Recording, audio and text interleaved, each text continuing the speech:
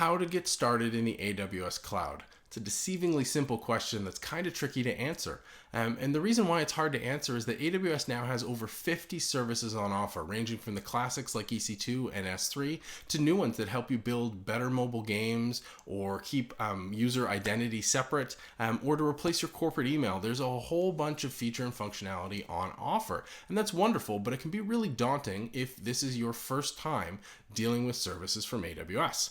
So I broke this question and this answer down into really two areas. Are you starting fresh? Do you have no constraints? You're a new business, new organization, or you're picking a new project?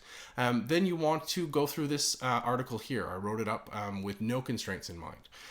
The other and more common one is you have a bunch of IT already deployed, a bunch of applications you're already running somewhere, and you want to migrate. You want to push them into the AWS cloud. In that case, you're going to want to check out this post. Because that has those constraints in mind. Now, the common thing here is the mindset you want to adopt when you're coming into AWS.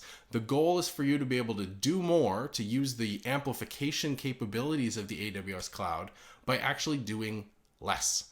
That sounds really weird. Do more by doing less.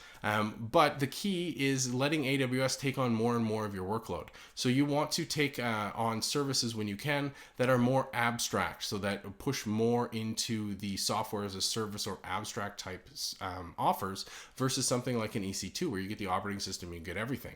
So if you have some computations that you need to run, you want to default to AWS Lambda, where you're just deploying your code and it's running somewhere.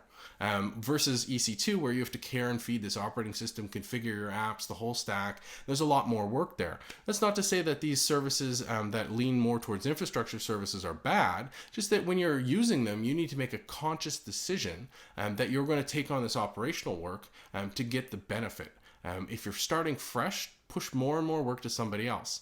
Because if you're going to get more done by doing less yourself. That's the power and the scalability in AWS is you're offloading a lot of that to somebody else.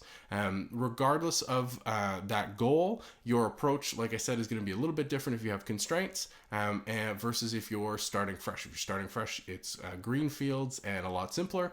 With constraints, it's a little different. I wrote both of them up, like I said. Check them out. And if you have a question or are curious or need something to know something about AWS reInvent, which is fast approaching, let me know. Hit me up on Twitter or fill in this Google form and ask me a question, and I'll post the answer when I can.